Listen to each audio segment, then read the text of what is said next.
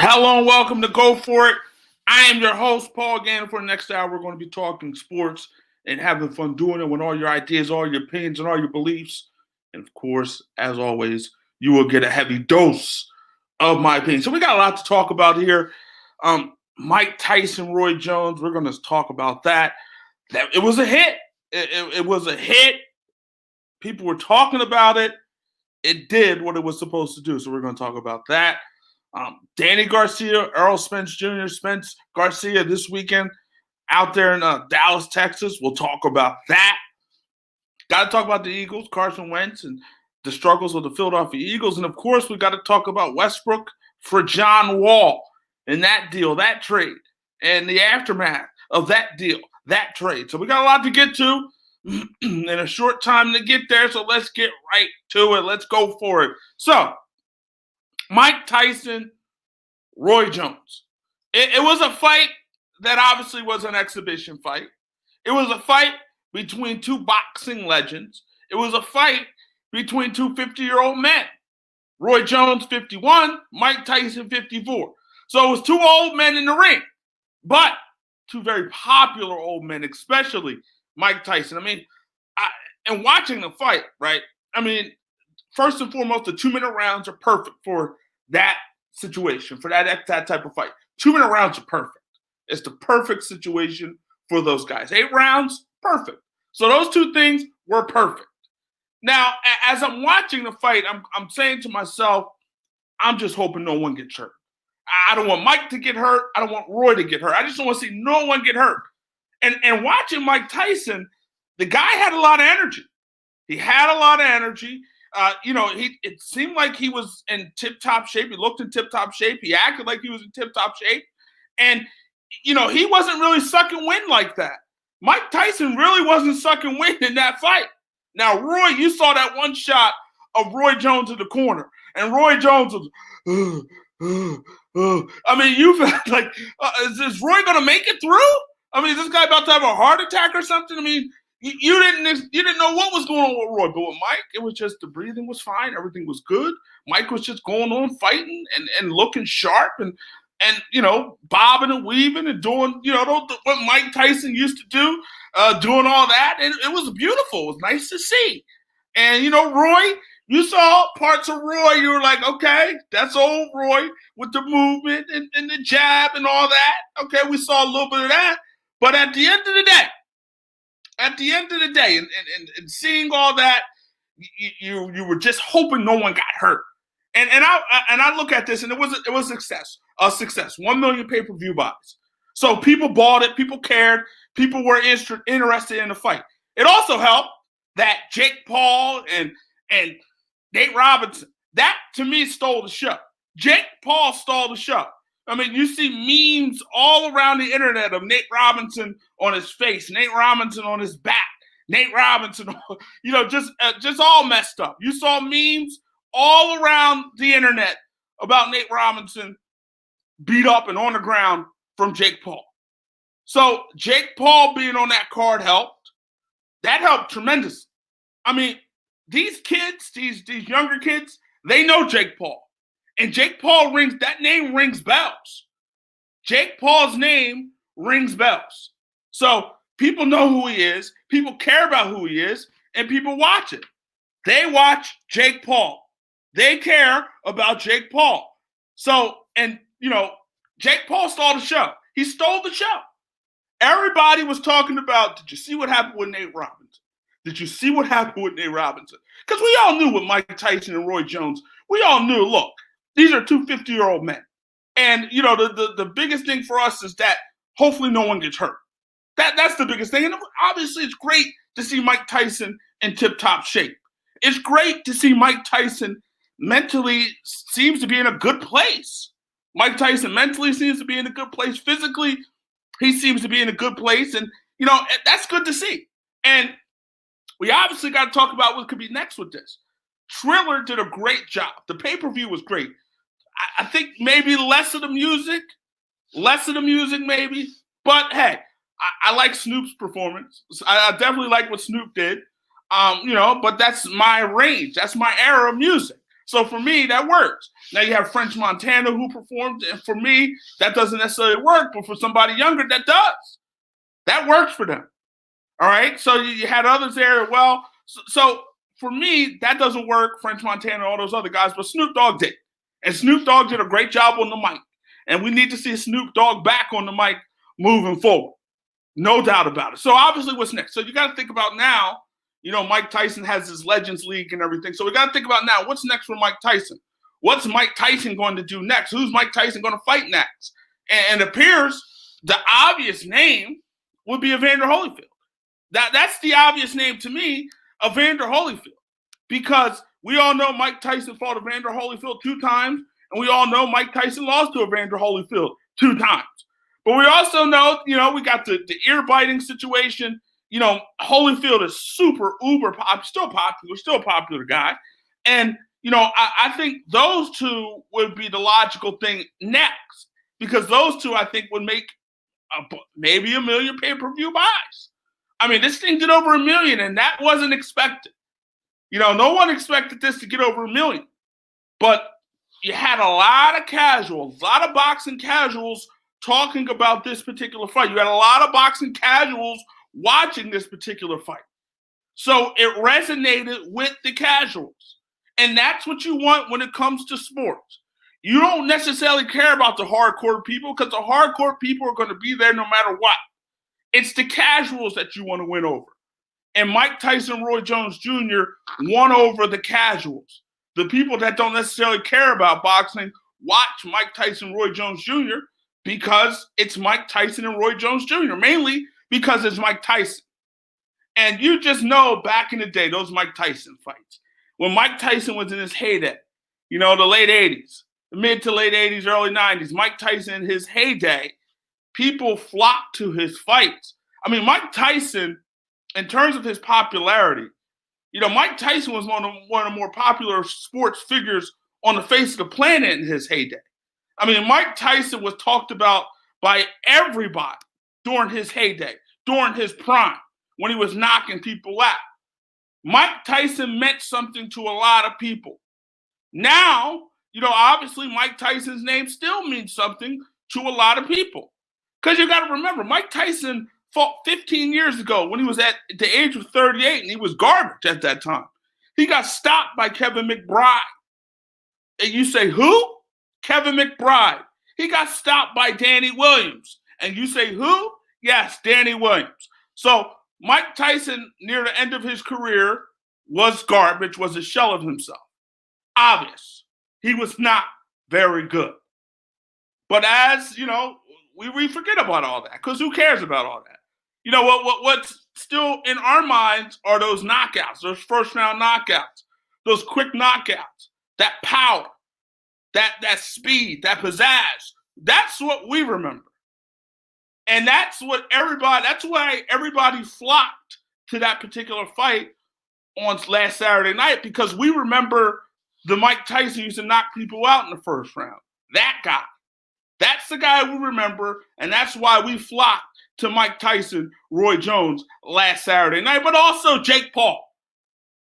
Jake Paul was a reason that people flocked to that fight. You can't discount that guy. I mean, that guy's got a huge following on YouTube. The guy has a huge following in general. People care about Jake Paul and what he does. And so him being on that card was huge.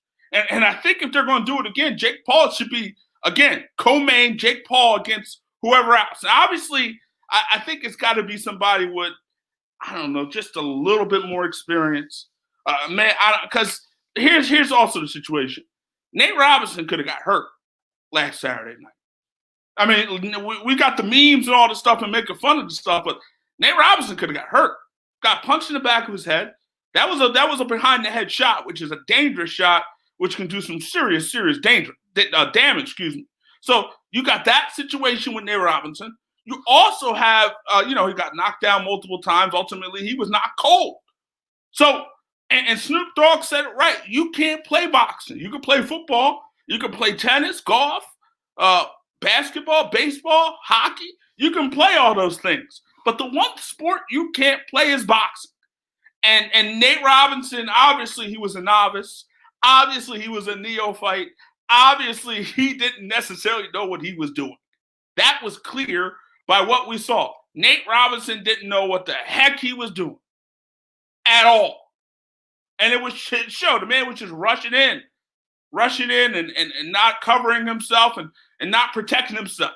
And ultimately, he got dropped by a guy in Jake Paul, who's obviously working hard at the sport of boxing, who's obviously putting the work in and has put the work in to become, dare I say, an okay fighter, right?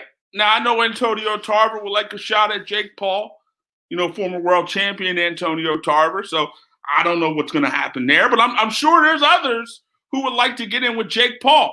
I saw Tyler Lepley of P-Valley and also of the Haves and the Have-Nots, who was also talking about wanting to get in there with Jake Paul. But I think if we do this again, first and foremost, Tyson Holyfield, 3, this time in an exhibition bout. That's what we should see.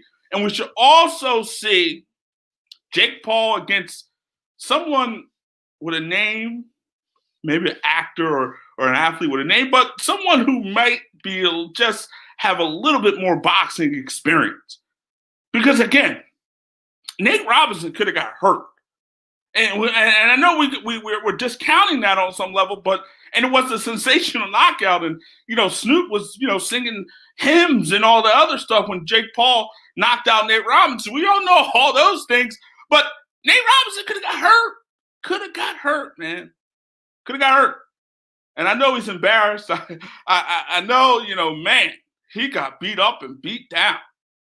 And I was rooting for Nate, too. I mean, Nate's one of those guys. Look, you look at Nate Robinson, he's one of those guys that feels like he can defy anything. And that's a great spirit to have the belief that you could do any and everything. And Nate Robinson had the belief that he can do any and everything. The thing about that belief, a lot of times it works for you, sometimes it don't. Obviously, it worked for Nate because he made it to the NBA and had a successful NBA career. But obviously, when it came to boxing, it didn't work for Nate because Nate's boxing career probably should be over. That dude could have got hurt by Jake Paul last Saturday night. But again, this Triller Mike Tyson Legends League, they have something. I just want to see what's next. I think obviously it's obviously going to work with Mike Tyson. Mike Tyson is the name here. Roy Jones Jr. was a good name as well to have for the first time around. It definitely was a good name to have. Now there's talk maybe Shannon Briggs. Shannon Briggs did a great job in terms of building himself up over the years on his social media with the Let's Go Champ and all the other stuff when it comes to Shannon Briggs. So that is something to maybe keep an eye on. Maybe even Antonio Tarver is another name, guy who has some kind of name recognition. Obviously Evander Holyfield is the name. But, you wonder how many different ways they can spin this. But I also think they should also find a way, first of all, keep Jake Paul, but, find a way to get another fighter on. They have Badu Jack on there, former world champion, and he was in with Blake McKernan. That was another fight that was scaring me because Badu Jack was outclassing Blake McKernan, and Blake McKernan was taking a lot of shots, and it was making me scared. I didn't want to see anybody get hurt. Blake McKernan was taking a lot of shots, and at points in time, I was hoping they would just stop the fight. I know McKernan was fighting back at times. I know he's a tough dude, but my goodness, the blows and the hits and the punches that he was taking was vicious. But again, put a guy on like a Badu Jack, right?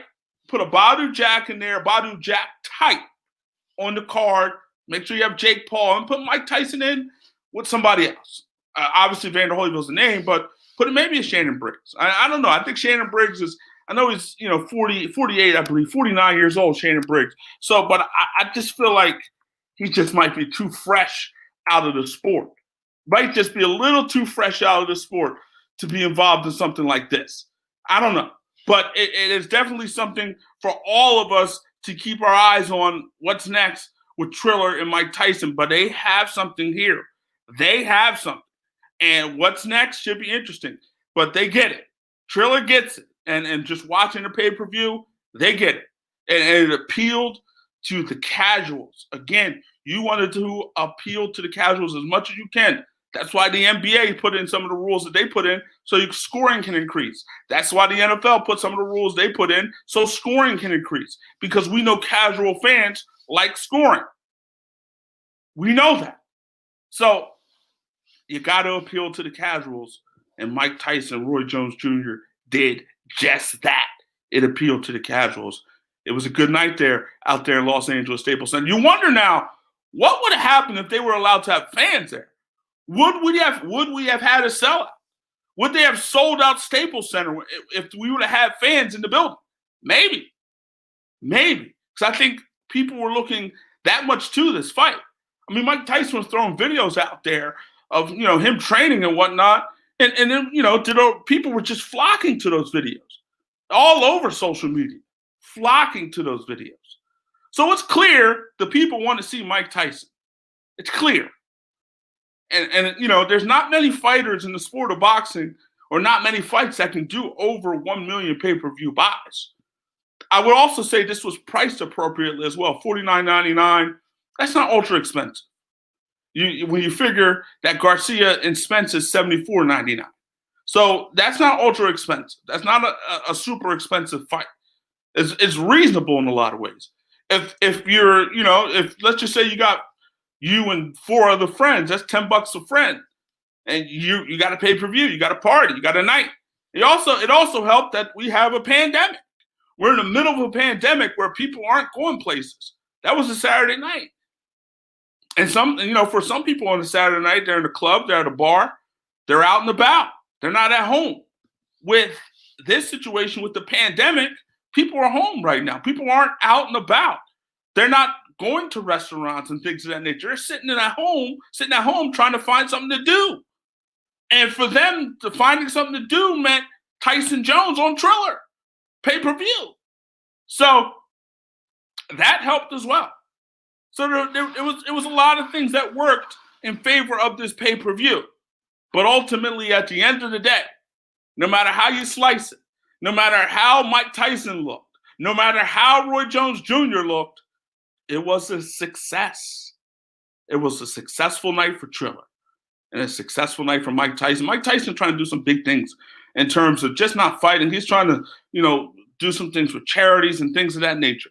So this is just not about dollars and cents for him personally.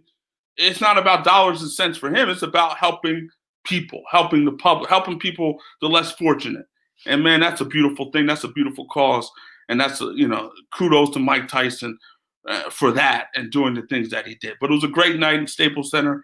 And a lot of people won that night. Jake Paul won. And his popularity continues to soar. Mike Tyson won. Roy Jones Jr. won. I mean, Mike Tyson reportedly got $10 million for that. Roy Jones Jr. reportedly got $3 million. So those guys, Roy's, his biggest payday in his career was around $10 million. So you figure he got, that big of a payday at age 51. He's not even in his prime. But before we move on from this, one more thing before I get out and move on from this particular subject. You look at the fight, right? And there was talk early 2000s that Mike Tyson and Roy Jones Jr. were going to fight. And I look at this fight, and to me, and I could be completely wrong here, based off the little small sample size that I saw here between these two 50-year-old men, I think Mike Tyson, Roy Jones Jr., both in their prime. You look at Roy Jones Jr. coming off that big victory over John Ruiz. I'm looking at that, and then I'm looking at what I saw on Saturday night, and I say if those two were to ever get into it in their primes, obviously that's not going to happen, but if that were to happen, I think Roy would have beat him. I think Roy would have, because Roy was holding him at proper times in this fight, and obviously he was holding a little longer, and obviously he wouldn't have gotten away with that type of holding in a real fight. But Roy was holding effectively. Roy was out there using his jab, his speed. I think Roy would have frustrated Mike if they would have actually fought in a real fight many moons ago when they possibly were going to get in on. I think Roy would have frustrated Mike. I think Mike would end up fouling or doing something crazy. But I think Roy would have beat him. And that's just based off of what I saw. There was times where Roy, that old Roy with his hands down and, quickly flicking out that jab and whatnot. It connected a couple times in that particular fight. But Roy's 51. He can't do that on a consistent basis. That's old Roy. That's prime Roy. Roy can't do that now. I was also concerned about Achilles. I mean, I tore my Achilles at age 40 playing basketball, taking a hard step. So these dudes are, I'm not the world-class athletes that these guys are, but these guys are in their 50s. And, that's prime Achilles tearing age. That's prime Achilles tearing age. So fortunately, none of that happened. Fortunately, none of these guys got hurt. And fortunately, both of these guys went home happy to their particular families with a little bit of extra money in their pocket. So let's look at now, we have the big trade, Russell Westbrook, the Brody, and John Wall traded. Westbrook goes to the Wizards. Wall in a first-round pick goes to the Rockets. Now, you look at this trade, you look at this deal, you look at this move. Obviously, there was talk that Westbrook, Harden, both of those guys wanted out. Apparently, they're not happy. There's reports out there they're not happy with ownership because ownership, are fans of Donald Trump. So that was some of the issues apparently seeping out, that Harden had an issue with the ownership, and Westbrook had an issue with ownership and their love and their support of Donald Trump. Hey, politics is politics. Who you support is who you support. But again, those guys had an issue with it. They allegedly, reportedly, had a problem with it. And ultimately, Westbrook wanted out, and apparently Harden wants out. And you had the situation with John Wall. John Wall reportedly wanted out as well. And Wall apparently wanted out after reports surfaced that, the Wizards and the Rockets were talking about a trade for Wall and Westbrook. So both of these guys, I said it earlier in the week, both of these guys probably needed this change of scenery. But you look at Westbrook, right? The numbers are still there.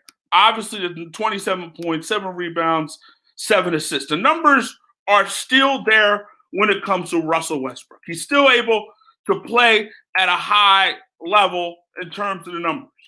Now you wonder, you ask yourself, is he a declining asset? Maybe. Can you win with Russell Westbrook and the way he plays at this stage of his career? Not so sure.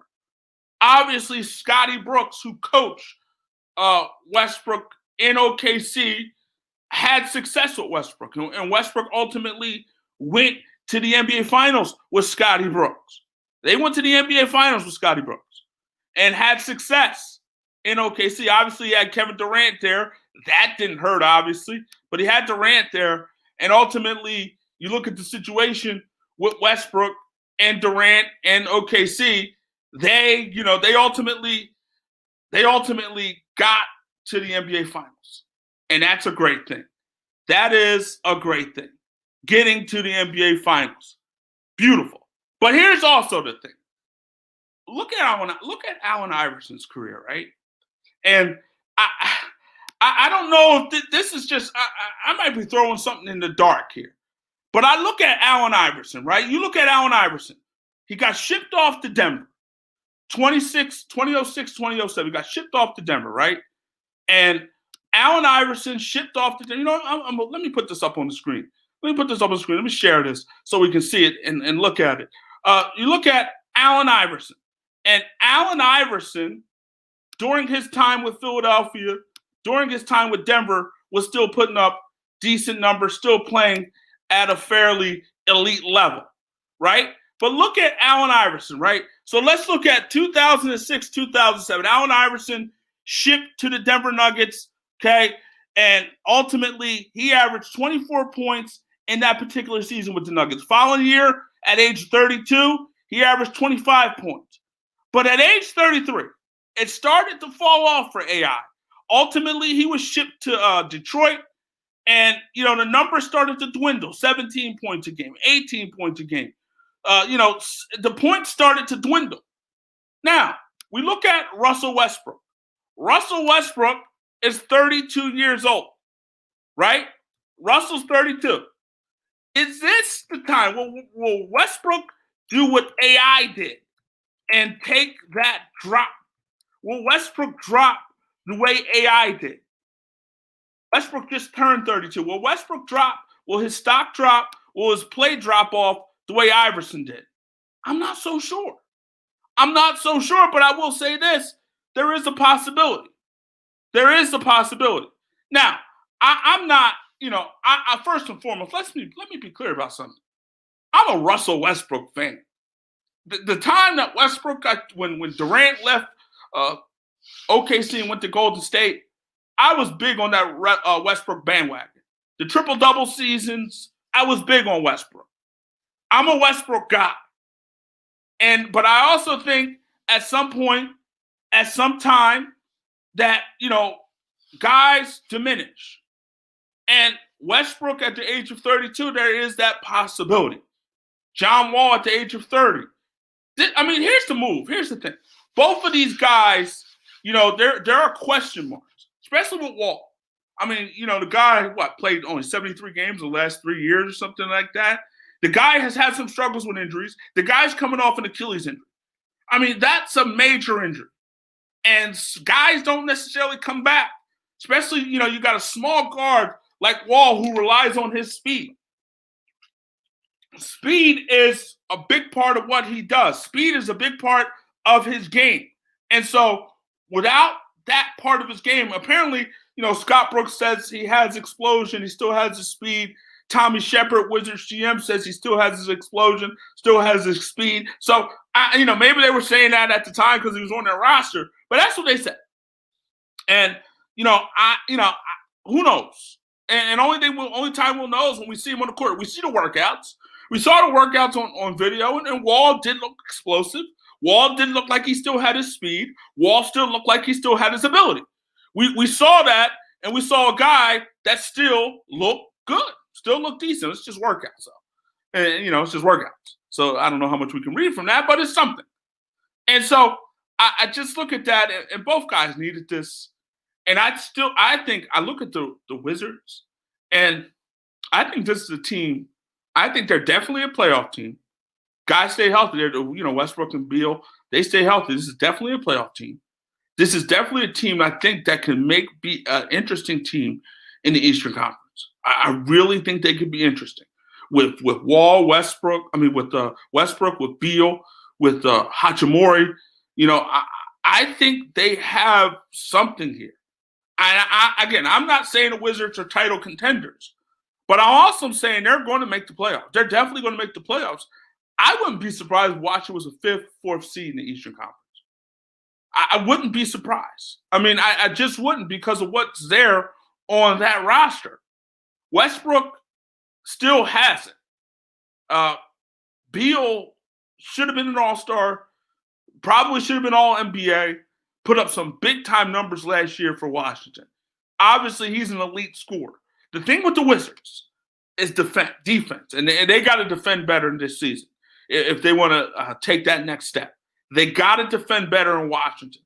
Those guys have to defend. Their defense was bad. One of the worst defenses in basketball last season. So they have to defend better, meaning the Wizards, if they want to be a team to talk about in the Eastern Conference.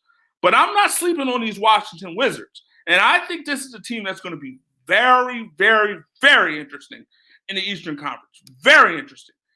Because there is ability there. Bertans is a guy off, they just re-signed, a guy off the bench who can definitely stroke it, who's a big-time shooter. I think Hachimura is going to be good. I think he's a guy that can play. Thomas Bryant, a guy who's got to work on the defensive end of things, but is a guy who has ability. Washington is an interesting team. Don't sleep on the Wizards. Don't sleep on the Brody. Don't sleep on Bradley Beal and this team. They can possibly make some noise in the Eastern Conference. They're definitely a playoff team. Whether it's near the bottom of the Eastern Conference or maybe somewhere in the middle, 4th or 5th. But they're a playoff team for sure. Now you look at the East, and the East is going to be very interesting this year. It was interesting last year, and it's going to be interesting this year. Obviously, you got to look at the Bucks as a team. They were first last year, but that's a team, obviously, you got to look at as one of the top teams in the Eastern Conference. They made a move in getting Drew Holiday there. That's a big-time move for Milwaukee. They needed it, and they got him there. You look at Boston. Boston's still going to be a team out there in the Eastern Conference that you have to watch. Still a team that, obviously they got to the Eastern Conference Finals last season. And obviously, Jason Tatum is an ascending player. Jaylen Brown seems to be an ascending player. Kemba Walker was a big addition for those guys last year, and he really helped. You look at Miami, Jimmy Butler, and what he did for that roster and that franchise and that team, got them to the NBA Finals. Now, you look at Miami, another team that's going to be tough next season. Miami's going to be a tough team next season.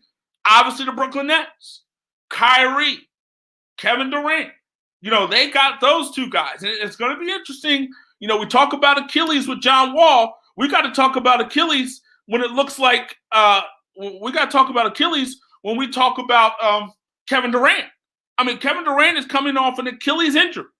And that's not an easy injury. It's just not. Guys come off and are not necessarily the same. Kevin Durant at age 32, can he come off an Achilles injury and still be the same KD? We shall see. I'm not sure about that, but I'm not doubting KD. Let's be clear about that. I am not doubting Kevin Durant, nor will I doubt Kevin Durant. I mean, the guy is one of the purest scorers in NBA history. But you look at Brooklyn, Kevin Durant and Kyrie. If those guys stay healthy, you got to watch them. Philadelphia, Ben Simmons, Joel Embiid. I still felt with Philadelphia, this is still a very good roster. And you look at the additions that they made. I mean, you could argue Josh Richardson is maybe better than Steph Curry, but Steph Curry fits what the Philadelphia 76ers do better, a lot better than Josh Richardson, right? And again, they found a way to get Al Horford off the books and brought in Danny Green. It was a Christmas miracle that they got Al Horford's deal off the books. A Christmas miracle. But he's off the books. He's gone. But Philadelphia, with Embiid and Simmons, Doc Rivers in there, Daryl Morey, willing and dealing, you got to watch out for the 76ers as well. But I'm also going to put the Washington Wizards. I mean, we look at the top 8 teams that made the playoffs last year, right? We look at the top 8 teams in the playoffs last season. And when you look at the top 8 teams in the playoffs last season, and you look at who's probably going to be better, who's going to be improved, let's look at this. Let's throw these standings up there. So let's look at the top 8 teams last year in the NBA playoffs. These are the top 8 teams. Milwaukee, number 1, Toronto 2, Boston 3, Indiana 4, Miami 5, Philly 6, Brooklyn 7, Orlando 8. I look at this, right?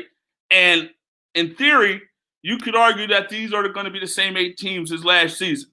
But Washington is going to get in there with Westbrook and Beal, a healthy Westbrook, a healthy Beal. They're getting in there. So who's coming out? I'm looking at it. Orlando's probably coming out. And here's also the thing with the NBA. I think Toronto's still going to be good. Serge Ibaka, losing him is huge. But they did get Van Vliet back, and they still have that. They still got their core together. But I look at, Toronto's going to be there. There's always in the NBA, there's always teams that surprise, and there are always teams that disappoint. Obviously, one of these 8 teams are going to come out, and Orlando's definitely coming out. But you look at Indiana. Is Indiana that team that comes out? That should be interesting. I mean, Victor Oladipo, a guy who, there is ability there, but a guy who's had a hard time staying healthy at points in his career. But you look at that. Is Indiana the team that comes out? Or you look Charlotte. Does Charlotte make the move and become that team next season? I don't know. I don't think so. Atlanta's made some moves. Gallinari, Bogdanovich they got. Trae Young to go along with Trae Young. John Collins out there in Atlanta, That's interesting. Eastern Conference might look a lot like the Western Conference next season because I think there's a lot of teams in there who could make the playoffs. It could be a log jam there. I will say this. Washington is making the playoffs next season. With DeBrody, with Beal, they're making the playoffs next season. And that move, again, I thought they were making the playoffs anyway with John Wall. I think they're definitely making the playoffs with Westbrook. So that's going to be interesting. That's going to be fun. But the Eastern Conference is going to be a lot of fun this year. Look out, watch out. It's going to be amazing.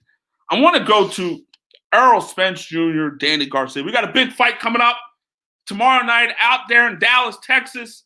Unified welterweight champion Errol Spence Jr., Danny Swift Garcia, former world champion. That's going to be an interesting fight. And here's the thing. UGC Flame, you got a great question here. Do you think Spence will be the same fighter? Here's what I say. When I look at Errol Spence Jr., right? Obviously, this is a guy with a lot of ability. Obviously, he's one of the better welterweights, maybe the best welterweight in the division. But that accident was horrific. That accident was horrifying. I mean, this guy got thrown out of a car, and the only thing messed up was his face and his mouth. That's it. I mean, that was a miracle. That was a miracle from God. There's no doubt about it. That was a miracle from God that Errol Spence Jr. is here today to talk about it. The reality of it is, if Errol Spence had a seatbelt on, we wouldn't be talking about him today because he'd probably be dead. That's the crazy part. He didn't have his seatbelt on, and ultimately him not having his seatbelt on probably saved his life. That's wild. That's just a wild, wild situation when you think about it from that standpoint. Him not having a seatbelt on, we talk about seatbelts save lives and all that. Obviously, it's always good to wear your seatbelt. But if the guy had a seatbelt on, he was a goner. A goner. But you look at Errol Spence now. He's back. And here's my thing. I don't think it's wise to come off of that type of accident and go right in with a guy like Danny Garcia. I don't think that's wise. Because you wonder, Danny Garcia hits hard and times you very well. He could be flat-footed at times. At times he can look slow. But Danny Garcia hits hard. And so we got to see whether Errol Spence Jr. is able to take a punch of that magnitude to the face again. Obviously the face is not meant to get punched. Your face is not meant to be punched. And so a guy like Errol Spence coming off the type of situation that he came off, a guy like Errol Spence who thrown out of a car, and now, he got his mouth all fixed, he got his teeth all fixed up, he got the veneers in there and everything.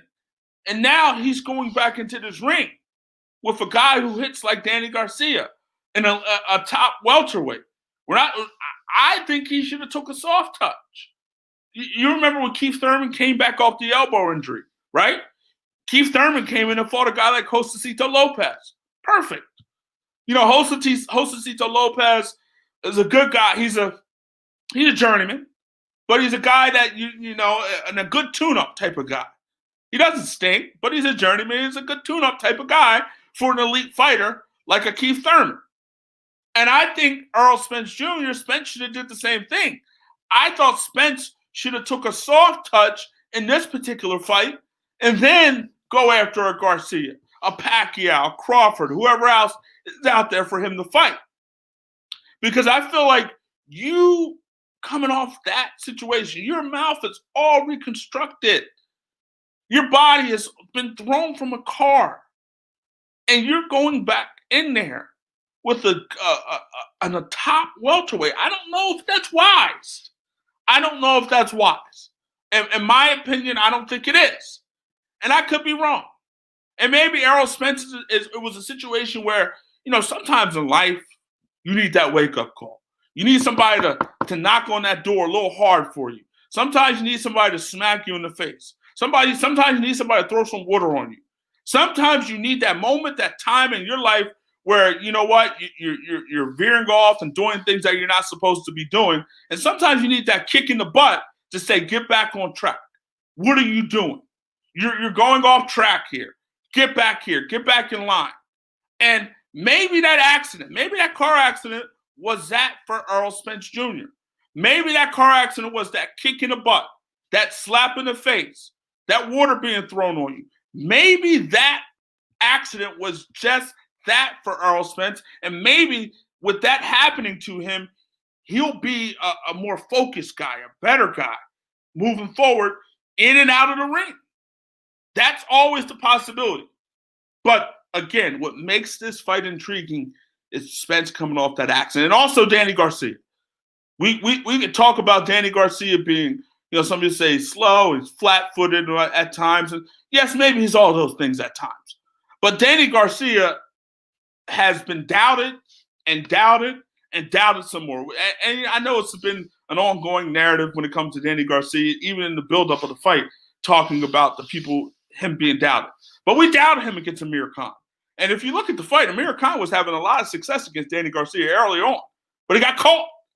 Amir was having success against Danny Garcia. If you watch that fight, Amir Khan was having a lot of success against Danny Garcia. His speed seemed to be bothering Danny Garcia, and he was getting the better of the action, but he got caught. And that's the rest is history. He got caught, and he got beat up from there, and it got stopped. That was that. But you look at Danny against Lucas Matisse. That was a fight at the time. Lucas Matisse was considered the boogeyman at 140. He beat up Lamont Pederson at 140. I mean, Lucas Matisse was dropping and knocking people out, right? And Danny Garcia went in there, doubted by many, doubted by a lot. He went in there, and he got the W. He got it done, right? So we can talk about the doubters when it comes to Danny Garcia. And we could talk about his 2 losses, Keith Thurman and Sean Porter. I look at Sean Porter, I had it as a draw. That was a very close fight. I had it as a draw personally. I didn't have an issue with Porter getting the nod, and I wouldn't have had an issue with Danny getting the nod. But I had it as a draw. And I look at the fight with Keith Thurman. Very close fight, but I thought Thurman got it done. And you also look at, the fight that, you look at is also Lamont Pederson. When Lamont Pederson fought Danny Garcia got that victory. But Lamont Pederson closed that fight strong and was, outboxing and lumping Danny up. I mean, he was giving Danny the business in that particular fight. And ultimately, I thought Danny won the fight because I thought Danny banked the early rounds and Pederson started late. But Lamont Pederson, he was doing some things to Danny Garcia. His speed seemed to bother Danny Garcia. He was, landing against Danny Garcia. And ultimately, Garcia got the victory. But you could argue that Pederson should have won that fight. But my thing is, I thought Garcia was the rightful winner in that fight because he was the one Pederson started too late. But you look at now, and you look at Errol Spence. One thing about Errol Spence, he's a guy that he can box, as he showed against Mikey Garcia. The guy can box. He showed his boxing skills against Mikey Garcia. He's not just a brawler. The guy can box. The kid can box, and obviously he can take a shot. He can take a punch. But here's what I also say about Spence. He can be hit. He most definitely can be hit. And Danny Garcia, if he hits him, you got to wonder now how Spence is going to react.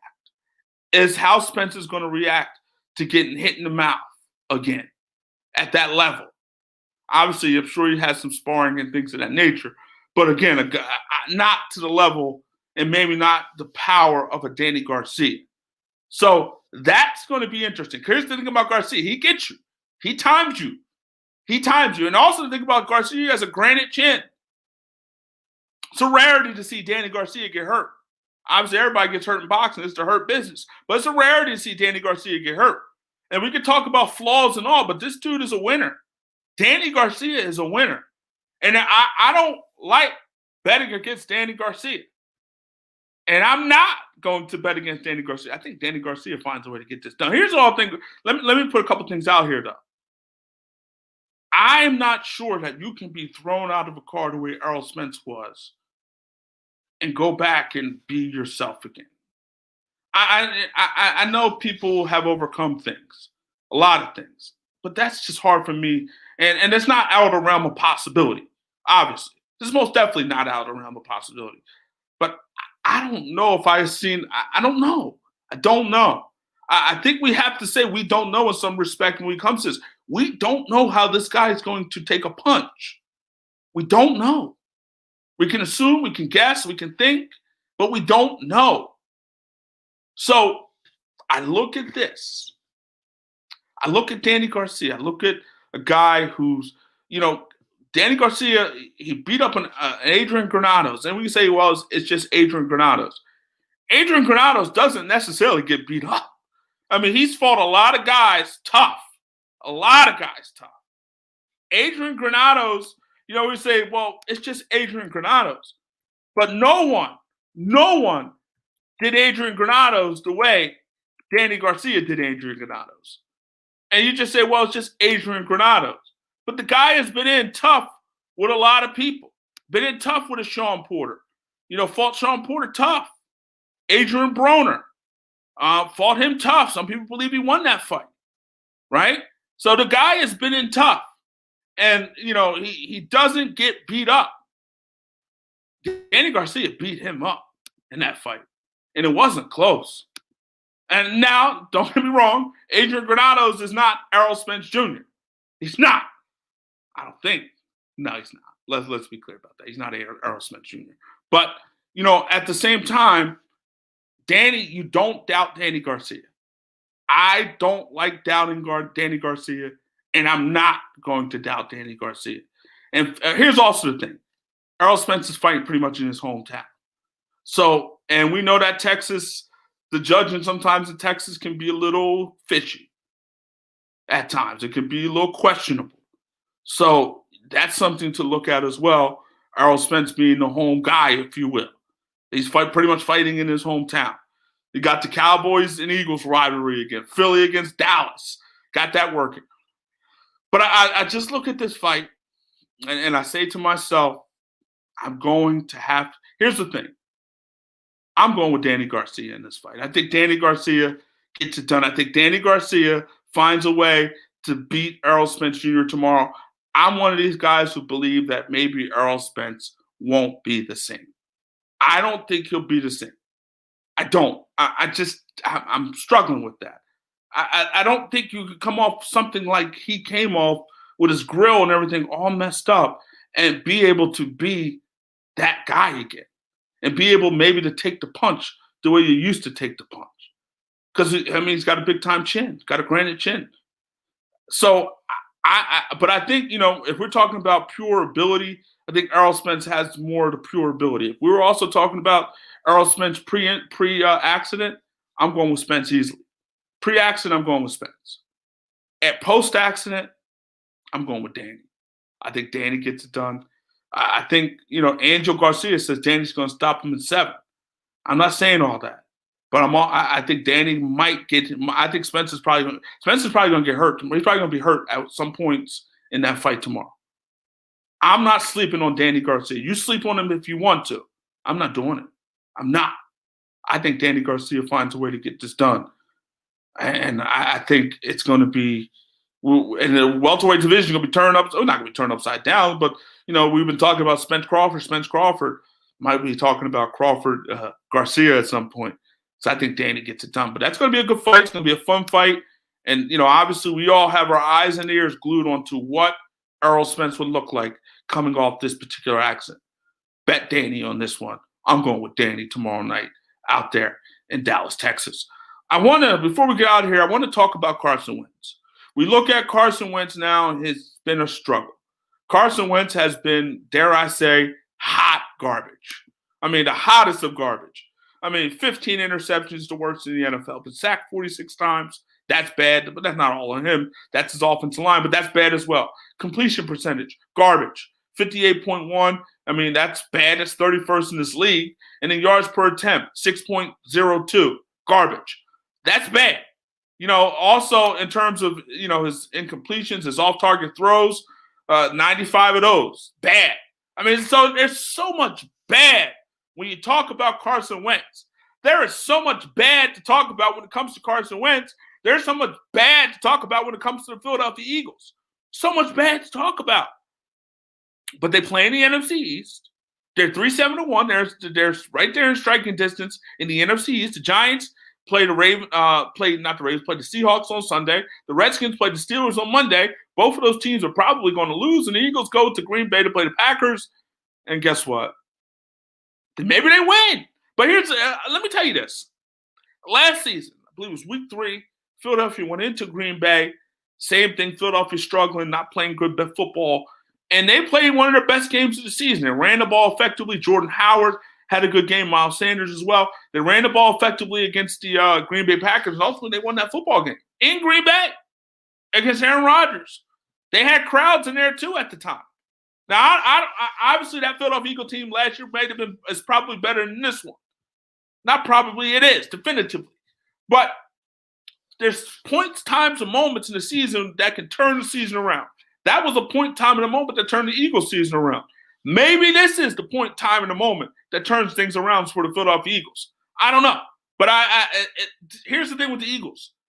This 4-game stretch, they lost to Seattle.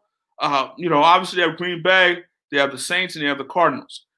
To me, you only have to win one of those. You win one of those and you win the final two, that's 6-9-1.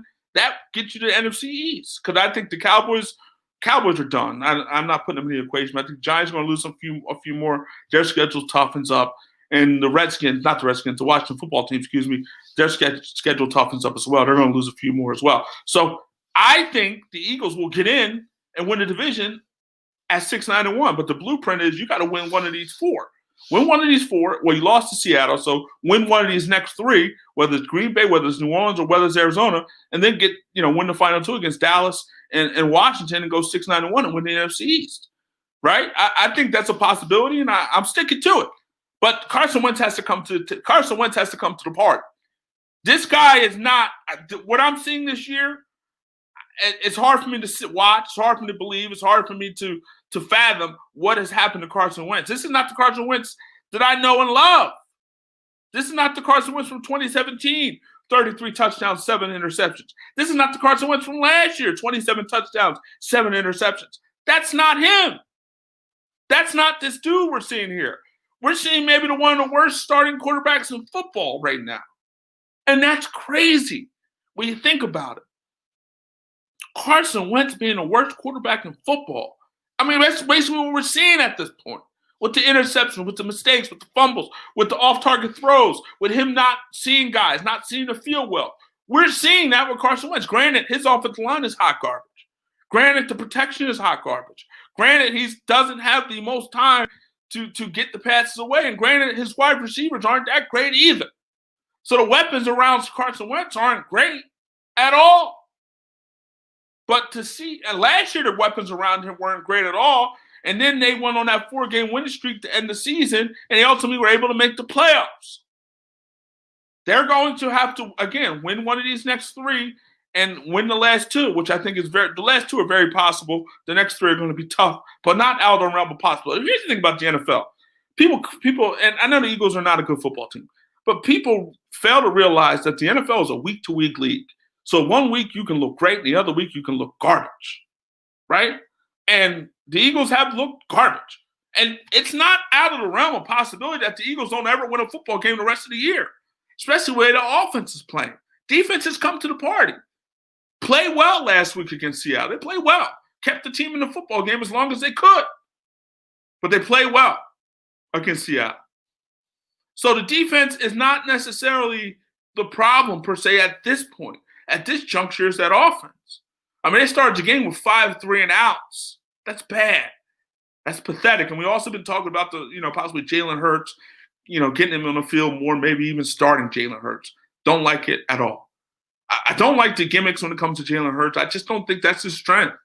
He's not a Taysom Hill. He's not that guy. Jalen Hurts, he's not Taysom Hill. And Taysom Hill, guy is a great runner. Jalen Hurts is not that. He can run, but he's not a Taysom Hill type runner. Taysom Hill's a big dude too. But I just think, the gimmicks and all the stuff with Jalen Hurts, I don't love it. I don't love it. And, I don't love it. And let's not do it. But here's the thing. Here's the times to do it. We need a spark. And I think last week they needed a spark. Because you remember, we watched the Eagles against the Ravens, right? And they were struggling offensively. Jalen Hurts came in, gave the team a spark. Made a few plays, gave the team a spark. That's where you need a Jalen Hurts to just give you a spark. And yeah, they needed a spark last week. But I think Carson Wentz, he's not a bum. He's not a scrub, but he's playing like it right now. But he's not. That's just not who he is. It's just not who he is. I'm not buying. That's not who he is. There's more to Carson Wentz. There's more ability to Carson Wentz. This to me is an outlier. This to me is just an exception to the rule, if you will, when it comes to Carson Wentz and his ability. To me, that's just my opinion when it comes to it. But I'm also hearing talk that maybe the Eagles should get rid of Doug Pederson and fire Doug Pederson. And I think that's crazy to me. You look at 2016, Doug Peterson's first year, 7-9. That was Carson Wentz as a rookie. Next season, 2017, wins the Super Bowl. Next season, gets to the playoffs, goes to the divisional round. Next season, gets to the playoffs, loses to Seattle in the wild card round. But that's 3 straight years of playoffs, including a Super Bowl. So, yes, he's struggling, I believe, as a coach. Yes, he's making some questionable decisions. You look at Seattle, probably should have kicked the field goal down there 20-9. I went for it on 4th and 3, got stopped, and that was pretty much the end of that game. Probably should have kicked the field goal. Didn't do it. It is what it is. But, some of the 2-point conversions at times make sense. At times they don't. Some of the 4th downs, I don't know if you necessarily have a roster to be going for it on 4th downs the way you were in 2017, 2018, 2019 in terms of what you have on the football field. In terms of not running the ball as much, I think you need to run the ball more. I think obviously the best friend to any quarterback is a running game. A quarterback's best friend is a running game. And Miles Sanders, has a high yards per carry, I believe around 4, close to 5 yards per carry. He's a guy I think you could question whether or not he can handle a workload because he's been injured a lot. But this is a guy I feel like you need to give the ball 20, 25 times to. You need to play that. You need to have that type of game plan. Have Carson working off some play action, have Carson rolling out some because this offensive line, it makes it tough in terms of protecting Carson Wentz and their inability to protect Carson Wentz. It makes it tough. All right. So yes. I believe, they need to do those things, but I'm not. A few weeks ago, I told you I wasn't off the Wentz wagon. I'm going to tell you again, I'm not off the Wentz wagon just yet. I'm not jumping off the Carson Wentz wagon. You can jump off if you want to. And I'm not doing it. I think this guy still can be an elite quarterback in this league. Last year, Carson Wentz was playing elite football down the stretch there for the Philadelphia Eagles. That's last season. I don't think your skills diminish that much. In 1 year, it's 27 years old. I don't think that happens. I mean, it can happen. We've seen it happen, but I don't think it's happening here. I don't think it's happening here. Make sure you smash the like button. Make sure you subscribe, smash the like button, support. So again, it just should be interesting to see what happens with these Eagles. And people, again, want Doug Pederson now. I think at the end of the day, what's happening with the Eagles is a byproduct of Howie Roseman. It's a byproduct of poor drafting. You can't draft poorly and expect to have success in the National Football League because what you end up having to do is, sign various free agents to get them back, to fill certain gaps and holes where you messed up at. And sometimes those free agents work and sometimes they don't. When Howie Roseman back in 2017, when he constructed this Eagles team, he hit with Nick Foles. Obviously, Nick Foles was the backup quarterback. He hit. Wentz got injured. Foles came in. Foles got him a Super Bowl. He hit there. LeGarrette Blount. He hit. LeGarrette Blount was a big-time contributor to that team. He brought in a Jay Ajayi from the Miami Dolphins for, I believe, a 4th-round pick. That hit. That worked. Big time for the Philadelphia Eagles. Alshon Jeffrey, having him there, that worked.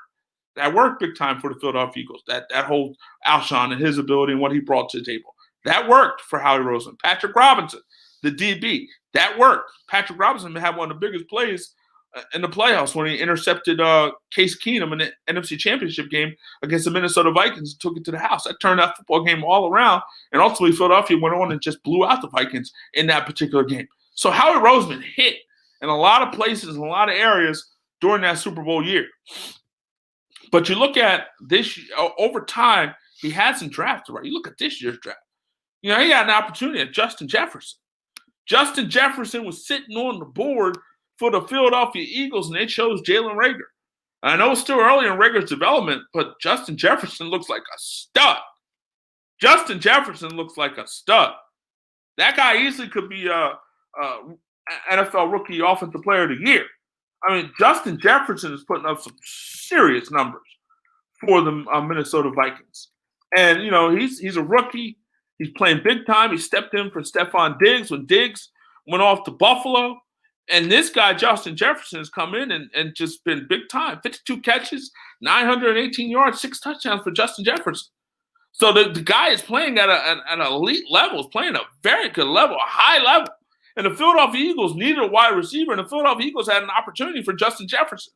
And people were screaming and clamoring in Philadelphia, Take him, Howie. Take Jefferson. He's available. He's there for you. Obviously, a lot of people in Philadelphia want to CeeDee Lamb, but ultimately the Cowboys took CeeDee Lamb. But after that, everybody in Philadelphia was screaming, Justin Jefferson, Justin Jefferson, Justin Jefferson. And Howie and the Philadelphia Eagles decided they wanted Jalen Rhaegar. And how's that looking at this point in time? Absolutely bad. Rhaegar just doesn't look the part at this point. Again, still early, still a rookie, still has time to fix things. But man, at this stage, he does not look the part at all. So that is something for the Eagles to think about. Howie Roseman is drafted poorly. Not many hits when it comes to Howie Roseman. And so he's definitely the guy, if we're going to put a blame on someone, if I'm going to look at Howie Roseman, Carson Wentz, Doug Pederson. If I had to put the blame on someone, if I had to just pick one person to put the blame on, I think the cupboard is bare in Philly, and I would pick Howie Roseman. The offensive line, he selected Andre Dillard. You know, he struggled last year, got hurt this year, and we don't even know what Andre Dillard is at this point. You know, we don't even know who he is. But I also say this is the year in the National Football League. It might be the year in life where you just shouldn't overreact. 2020 is just one of those years maybe where you shouldn't overreact because of the situation with COVID. I mean, COVID has just messed everything up. And it's turned our society economically upside down. All parts of life turned it upside down. We got kids learning off computers, sitting in front of computers learning. I mean, who we never thought that. I mean, obviously we thought maybe that could be the future, but we didn't think the future was now. And it's amazing what 2020 has done to our world, and it's almost over. You got a few more weeks, and you can get out of 2020, get into 2021, and maybe things will turn differently. But it's wild, and so I don't know if this is the year to overreact. You can overreact if you want to in Philadelphia and fire Doug Pederson. Think about trading Carson Wentz. That would be foolish to me. And I wasn't high on Jalen Hurts, and I most definitely didn't want Jalen Hurts in the second round. If Jalen Hurts was around in the fifth, sixth round, and I know he wouldn't be there, but if he was around the fifth, sixth round, sure, take him. But not in the second round where you needed players, where you needed offensive linemen, where you needed wide receivers, where you needed linebackers, where you needed corner help, secondary help. That wasn't the pick, the time to take a quarterback. That was a luxury item. And the Philadelphia Eagles weren't in position to take luxury items. They weren't. It's like, there's some times in life where you're in a position where you can, have some disposable income and buy certain things. And Philadelphia didn't have enough disposable income, in my opinion, to take a Jalen Hurts in the second round. And then Howie Roseman talking about a quarterback factory and all this other stuff. Blah, blah, blah, blah, blah, blah. Whatever that means. Whatever that is, whatever that means, whatever he's trying to tell us. But it was a pick that I didn't get at the time. It's a pick I don't get at to this day. To this day! Wilder voice. But I didn't get it at the time, and I don't get it to this day. But I will say this. I will say this. Obviously, Philadelphia sees something in Jalen Hurts. And obviously they see something in Carson Wentz that would make them take Jalen Hurts in the second round. Maybe it's a situation where they felt like, with Carson Wentz and his ability, because he gets hurt from time to time, maybe we need a competent backup. I don't know. I don't know what the thought process was. Still don't understand it. I still don't get it. But, just like every decision in life, some point, sometime we'll get the answers, but not right now. So I want to thank everybody for watching this show. Make sure, again, you subscribe to this channel. Make sure you smash the like button, hit the like button, hit it up, subscribe, and come on back. We got videos coming out each and every day here on this particular channel. And we're here every Friday at 7 o'clock. So make sure you come check us out each and every Friday at 7 o'clock. So for everybody here at Go For It, we hope you have a great weekend. Stay safe, stay COVID-free, stay out the way, do what you got to do to stay healthy, and we'll see you back here next Friday. See you later. Take care.